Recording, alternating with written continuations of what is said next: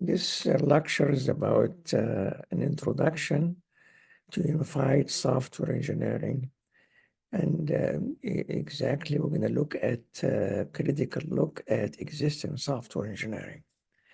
This is a very important issue because we have a lot of dilemma in existing software engineering anyhow.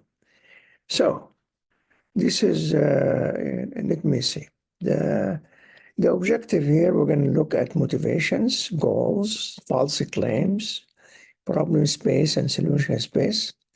Majority of research in software engineering is useless.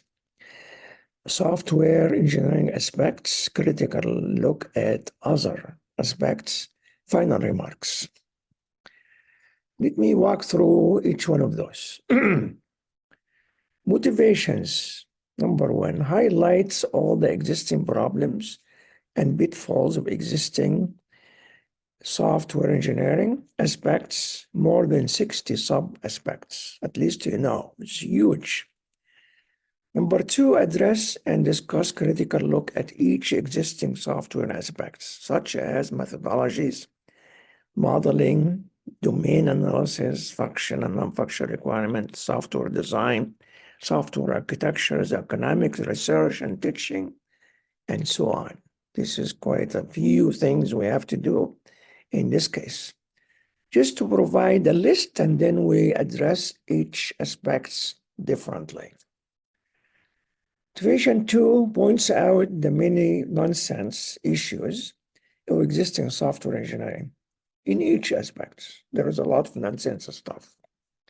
Number 4, research and state the existing software engineering is limited to programming and business as usual. This is very important because, again, we're not really doing software engineering. Address and apply new discoveries and innovations, such as aspect of software engineering established through a stable, unified software engineering. This is unified software engineering. This is a true one. Number 3, you can see submit funded research proposal for each listed aspect from 1 to 5. This is kind of motivation we're talking about. Seek a letter of support from an endorsement from software engineering leaders, well-known academics, practitioners, professionals, and company in software engineering, companies in software and industries. That's what really one motivation we're talking about here, and it's very important. The goal here is to achieve true unification of software engineering. The existing unification is not unification. I will prove that to you. A stable software engineering aspect, because we're dealing with many aspects, they're not really, this is again, remember, which is something I'm going to talk about it. Every domain or field of knowledge encapsulate art and science and engineering. Most of the stuff we have here in software engineering is like a social science. This is not engineering, not also science, unfortunately. And we're going to be talking about not art. This is art, it means creativity. So the false claim here indicate the following. This is actually indicate many software engineering practitioners, authors, and academics are presenting many false claims about software engineering.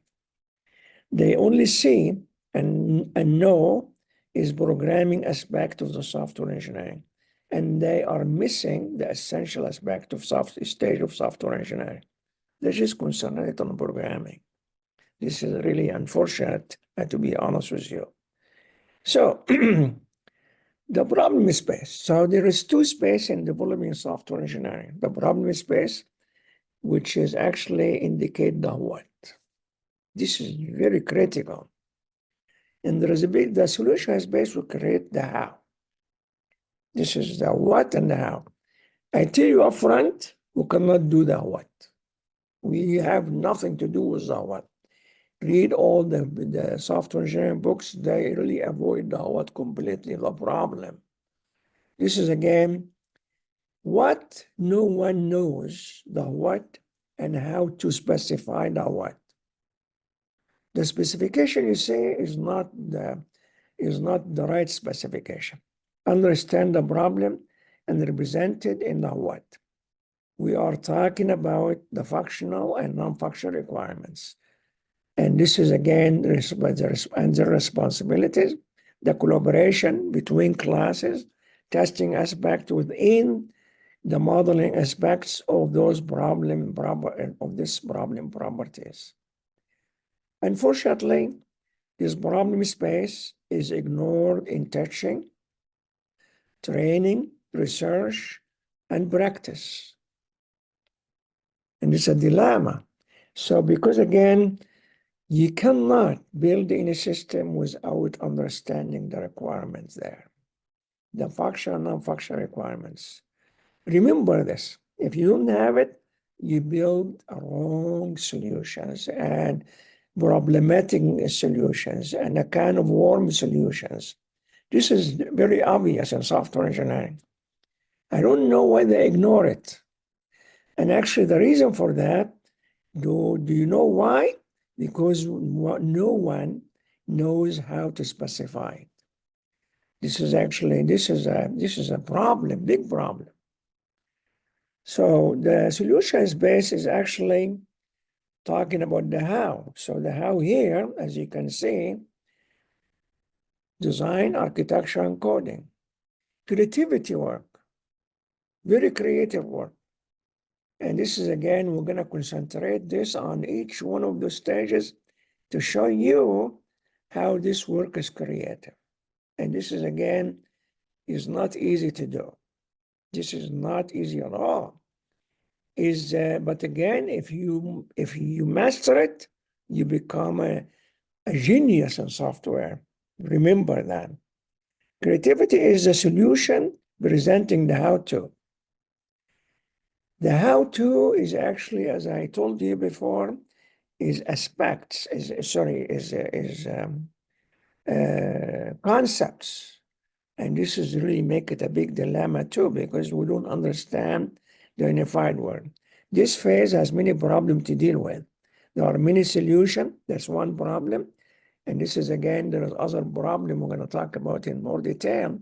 This would lead to many different modeling techniques. And unfortunately, this is not appropriate. We need to really know how to come up with an ultimate design. See, this is very important. The majority of research in software engineering is useless. I've been doing research about this for the last few years, and I discovered the previous research and more famous contract with NSF and other agencies about software. The result was nil, nothing. To be honest with you, nothing means a lot more than nil. Nil, there's just nothing there, period. Examples are all over the solution space. There are many different modeling, architectures, technique, and too many different tools and languages. Please look at the STEM carefully. Evidence exists to show the misunderstanding of the problem space. The outcome of the solution space in one of the following alternative: useless development, cancellation of development, billions of dollars. And software system with maintenance nightmare, this exists. So for example, they tell you the software, the maintenance cost is 20% of the development, because this is not true. The maintenance cost is a lot more, is more than the development, maybe 20 times or more. See, it could be hundreds of times, by the way, which cause a lot of System failures cancellation after 5 to 6 years. I did participate in work on a project called A12. I don't think you heard about it before. This was $12 billion. It's been canceled completely after 3 years because we cannot do it. We don't understand the requirements. We have no idea where the requirement will be. See, this is again, the requirement is a very important issue here. So if you really handle the program, the requirement very well, you could do a wonderful system, by the way. So, unfortunately, in practice, coding represents 95% of the software development and systems. In this work, we will examine critical look at many issues or aspects and provide solution to all of them. So teaching and training aspects, look at this.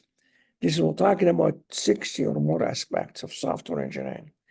Research aspects, economic aspects, now methodology aspects, modeling, functional requirements, non-functional requirements, software design, software architecture, software programming, and also there's software development processes, software project management, software maintenance, software time critical systems, Django 4 patterns and other Siemens patterns and other what they call microarchitecture patterns.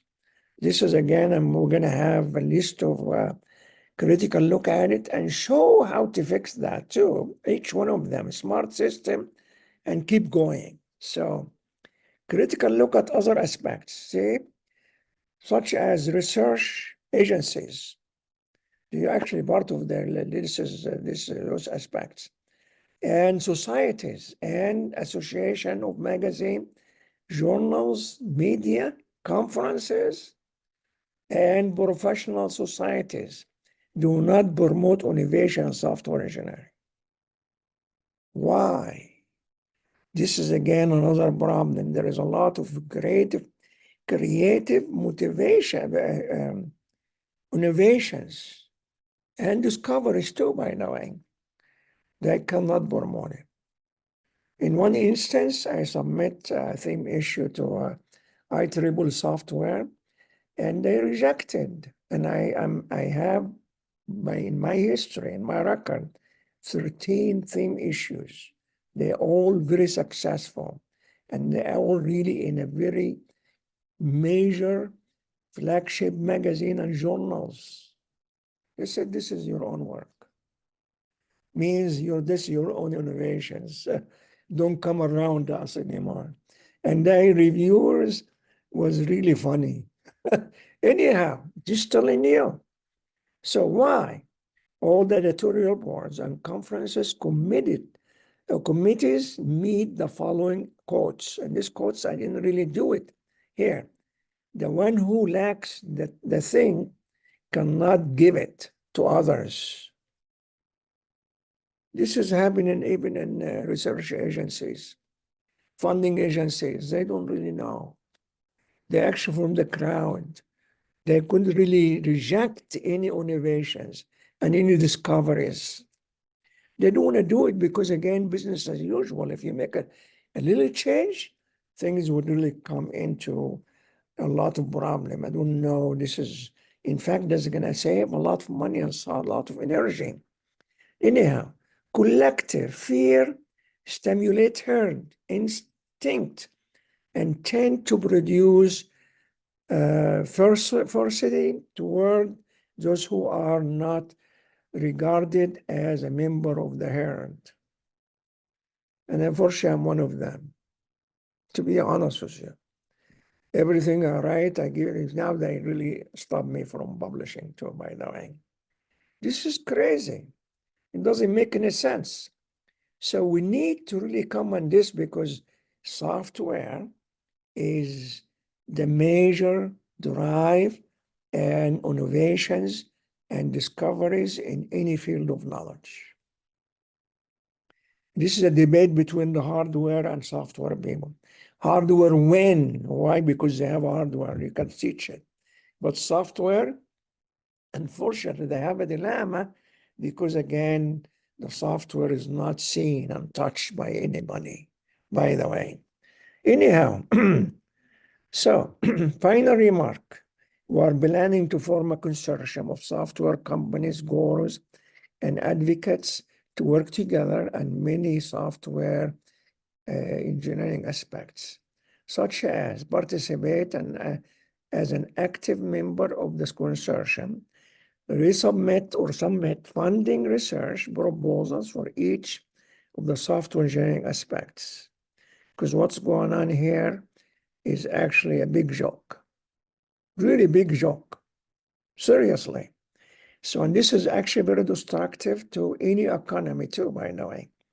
Seeking letters of support and endorsement for software engineering leaders, from software engineering leaders, well-known academics, practitioners, professionals, and company in software industry.